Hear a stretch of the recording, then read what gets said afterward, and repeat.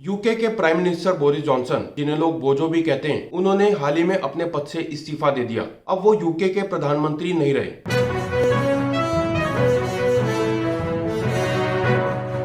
अभी कुछ दिन पहले उनकी कंजर्वेटिव पार्टी के 50 मंत्री और सांसदों ने इस्तीफा दे दिया था। काफी समय से बोरिस जॉनसन पर यह दबाव पड़ रहा था कि वो अपने पद को छोड़ दें, इसीलिए इन सभी मंत्रियों और सांसदों ने अपने पद से इस्तीफा दे दिया। इसके अलावा 6 कैबिनेट मिनिस्टर्स, जिनमें इंडियन ओरिजिन ऋषि सुनाक और पाकिस्तान के साजिद वाजिद भी शामिल हैं, इन सभी ने भी इस्तीफा दे दिया और हारकर बोरिस जॉनसन को अपने पद से इस्तीफा देना पड़ा। अब ये जो पूरी कहानी है बहुत ही ज्यादा इंटरेस्टिंग है। इसमें एक प्रेम कहानी है, एक कपल है, एक इंडियन है, एक पाकिस्तानी है, पुतिन है, यूरोपियन यूनियन है और एक सेक्स स्कैंडल है। मगर आज की कहानी को सुनाने से पहले अगर आपने इस चैनल को अभी तक सब्सक्राइब नहीं किया तो प्लीज इसे पहले सब्सक्राइब कर लीजिए और अगर वीडियो एंड तक पसंद आए तो इसे लाइक करना ना भूलें। इस कहानी के अंदर बहुत सारी कहानियां हैं, बहुत सारे ट्विस्ट हैं और उसके बाद जो परिणाम निकल के आता है वो है बोरिस जॉनसन का इस्तीफा। वैसे तो बोरिस जॉनसन के इस्तीफे के पीछे कई कारण हैं, लेकिन सबसे ज्यादा प्रमुख कारण है इंडियन ओरिजिन ऋषि सुनाक। अब ये जो ऋषि सुनाक है,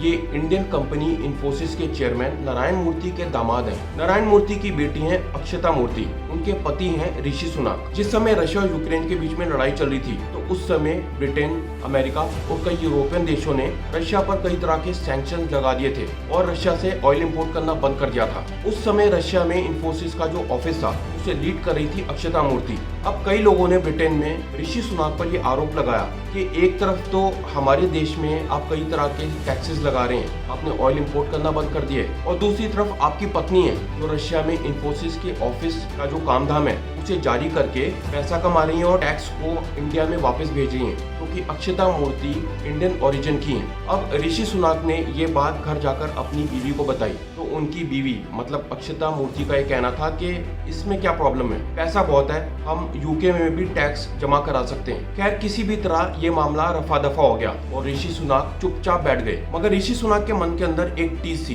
कि बोरिस जॉनसन या फिर किसी भी और मंत्री ने उनकी इस मामले में कोई मदद नहीं की और यहीं पर एंट्री होती है क्रिस पिंचर की। अब ये जो क्रिस पिंचर थे ये बोरिस जॉनसन के बेहद करीबी मंत्री थे। बोरिस जॉनसन ने फरवरी में क्रिस पिंचर को अपनी पार्टी का चीफ विप बना दिया। अब ये जो चीफ विप होता है, ये जो भी ऑर्डर देता है वो सभी मिनिस्टर्स को मानना पड़ता है। मगर ये जो क्रिस पिंचर थे ये कैरेक्टर वाइज बहुत ही ज्यादा पंचर्ड आदमी निकले।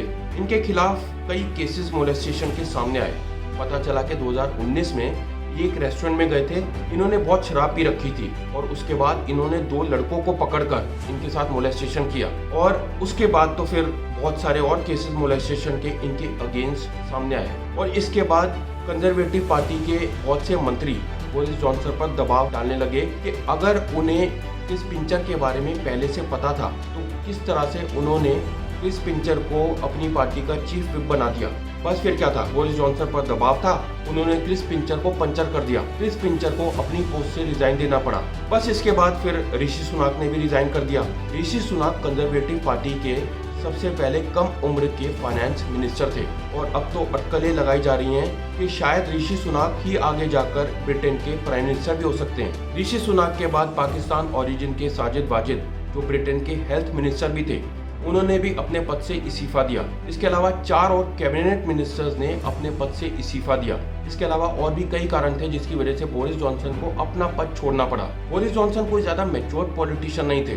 जब कोविड चल रहा था तो उस समय पूरे लंदन में लॉकडाउन लगा हुआ था, सभी लोग अपने घरों में कैद थे, प्रोटोकॉल्स का पालन कर रहे थे। मगर ये जनाब अपना जन्मदिन सेलिब्रेट कर रहे थे, अपने घर पर अपने दोस्तों को इनवाइट करके, अपने मिनिस्टर्स को इनवाइट करके पार्टी कर रहे थे, शराब की बोतलें खोल रहे थे। जब ये स्कैंडल निकलकर सामने आया तो बोरिस जॉनसन ने माफी भी मांगी। इसे कहा जाता है पार्टी गेट स्कैंडल। जब रशिया और यूक्रेन के बीच में लड़ाई चल रही थी तो उस समय बहुत से देशों ने, ब्रिटेन ने भी रशिया से ऑयल इंपोर्ट करना बंद कर दिया था। इसकी वजह से इन्फ्लेशन बहुत ज्यादा बढ़ गया। आज भी ब्रिटेन में इन्फ्लेशन 9.1% है। इसके बाद बोरिस जॉनसन ने इस साल अप्रैल में टैक्सेस भी बढ़ा दिए, इससे महंगाई और ज्यादा बढ़ गई। इसकी वजह से लोग और उनकी पार्टी के मिनिस्टर्स उनके खिलाफ हो गए थे। बोरिस जॉनसन जब इलेक्शन जीतकर ब्रिटेन के प्राइम मिनिस्टर बने थे तो वो इसी बेसिस पर था कि वो ब्रेक्सिट करेंगे, मतलब ब्रिटेन को यूरोपियन यूनियन से आजादी दिलाएंगे। हालांकि उन्होंने ब्रेक्सिट किया भी, लेकिन फिर इसके बाद जो भी इश्यूज उठे, जो जो भी कठिनाइयां सामने आई उन्हें कहीं ना कहीं बोरिस जॉनसन संभाल नहीं पाए। इसके अलावा बोरिस जॉनसन पर कई करप्शन चार्जेस भी लगे। कहा जाता है कि उन्होंने एक कंजर्वेटिव पार्टी के डोनर से अपने डाउनिंग स्ट्रीट के रेजिडेंस को रेनोवेट करने के लिए एक डोनेशन मांगी और यह डोनेशन कोई छोटी मोटी अमाउंट नहीं थी, 2 लाख पाउंड की डोनेशन थी। अब लंदन में जो भी ऐसी डोनेशन होती हैं वो इलेक्शन कमीशन को रिपोर्ट करनी होती हैं, मगर बोरिस जॉनसन ने इसे रिपोर्ट नहीं किया और इसकी वजह से उनकी कंजर्वेटिव पार्टी पर इलेक्शन कमीशन ने एक मोटा फाइन लगाया। कंजर्वेटिव पार्टी के एक एक्स एमएलए थे ओवन पैटरसन, जिन्होंने अपने पर्सनल गेन्स के लिए बहुत सी कंपनीज को फायदा पहुंचाया। इसकी वजह से उन पर ब्रीचिंग ऑफ लॉज का आरोप लगा और उन्हें 30 डे सस्पेंशन की सजा दी गई। मगर पिछले साल बोरिस जॉनसन ने ये कोशिश करी कि वो अपने एमपीज पर प्रेशर डालकर इस सस्पेंशन के अगेंस्ट वोटिंग करा सके, लेकिन इसके खिलाफ एक बैकलैश हुआ और बोरिस जॉनसन को अपना फैसला बदलना पड़ा और ओवन पैटरसन को अपने पद से इस्तीफा देना पड़ा। बोरिस जॉनसन का जाना तो तय है, मगर अब सवाल उठता है कि आगे क्या होगा।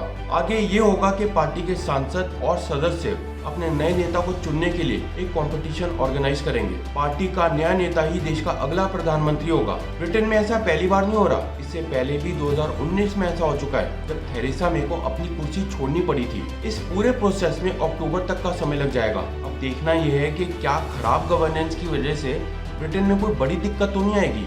आपकी इस पूरे मामले में क्या राय है, नीचे कमेंट सेक्शन में लिखकर बताएं। अगर आपको ये वीडियो अच्छी लगी हो तो इसे लाइक करें, शेयर करें और चैनल को सब्सक्राइब करें। मिलते हैं मेरे एक और ऐसे ही इंफॉर्मेटिव वीडियो के साथ। तब तक के लिए टेक केयर एंड जय हिंद।